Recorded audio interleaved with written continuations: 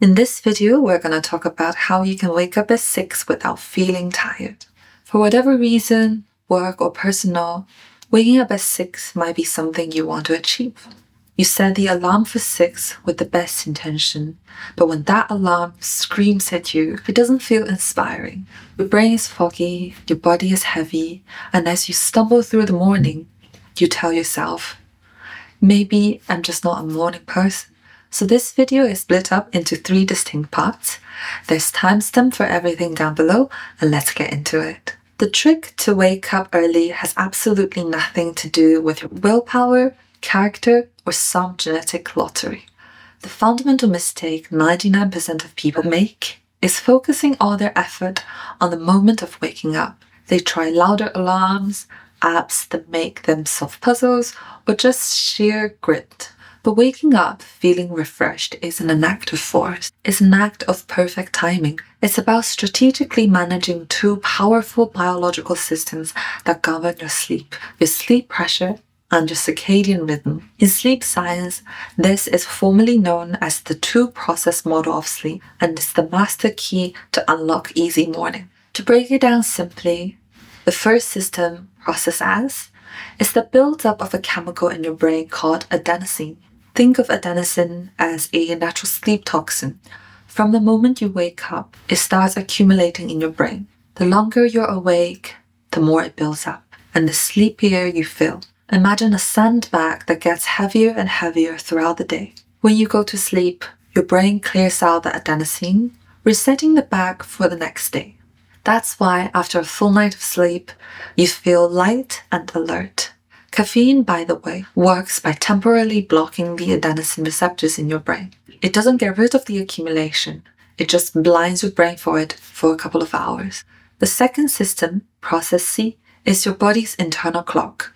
Located in a part of your brain called the suprachiasmatic nucleus, it's the rhythm that dictates when you feel naturally alert or sleepy in a 24-hour cycle. This system controls your body temperature, hormone release, and energy level, and it is what creates the afternoon dip around 2 to 3 p.m.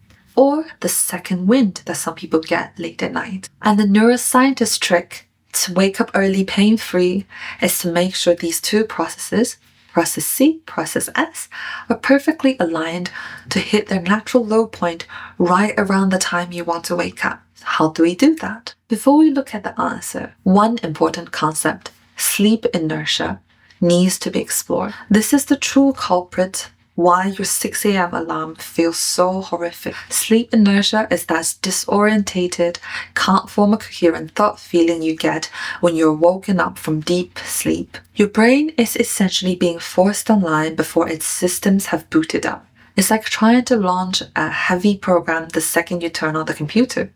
It will be slow, glitchy, and unpleasant. Most people's alarm clocks go off during this deep sleep phase because their entire sleep architecture is misaligned. They go to bed late, their circadian rhythm is shifted forward, and their deepest sleep happens from 4 a.m. to 6 a.m., precisely when their ambition is telling them to get up.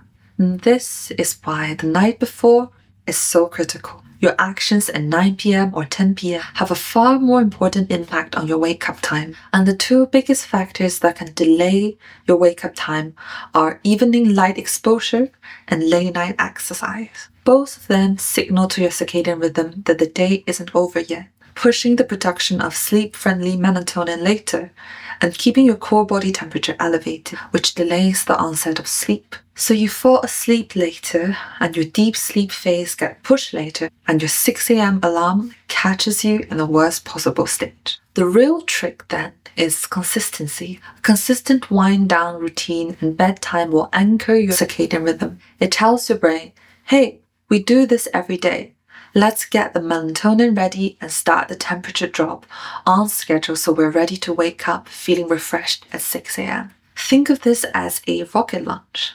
You don't just stand at the launch pad at 5:59, press a big red button, and hope the rocket magically takes off. The entire success of this launch is determined by the countdown sequence that happens hours before then. The fuel loading, that is the buildup of adenosine. The system checks and positioning on the launch pad, That is your circadian rhythm getting everything aligned, dropping your body temperature, releasing melatonin, preparing for sleep. If you mess up the countdown by filling the system with bright light or having a late coffee, the launch is going to fail. The rocket will either not launch at all, or it might explode on the launch pad. Now, build with me your personalized evening protocol.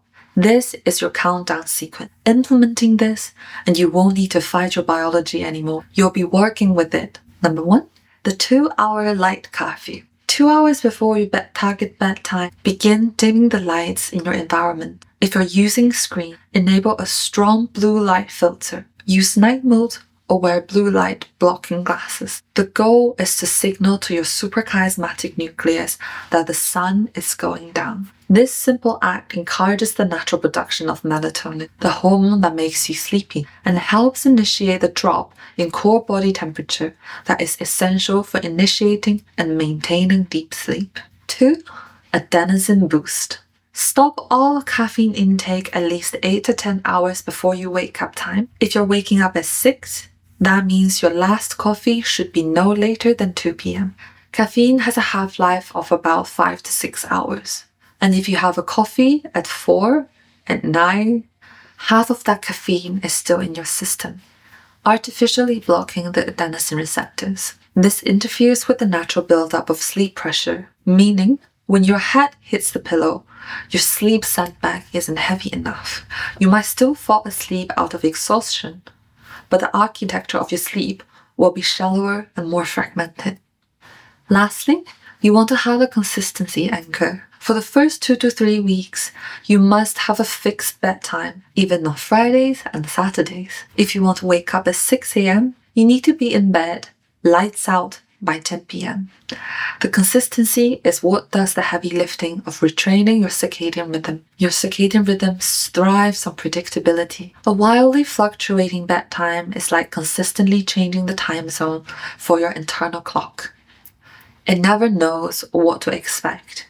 A consistent bedtime is the anchor that allows process C to stabilize. After a few weeks, you might find yourself getting sleepy right on schedule and waking up naturally just before you want to wake up because your body has learned the new rhythm. This isn't about depriving yourself or pushing to your limit. It's about taking advantage of the elegant system that already runs your life. Have a go at these tips and tricks, and you'll find that 6 a.m. transforms from a brutal punishment into a peaceful, powerful start to your day. Hope you have a nice sleep, and I'll see you in the next video.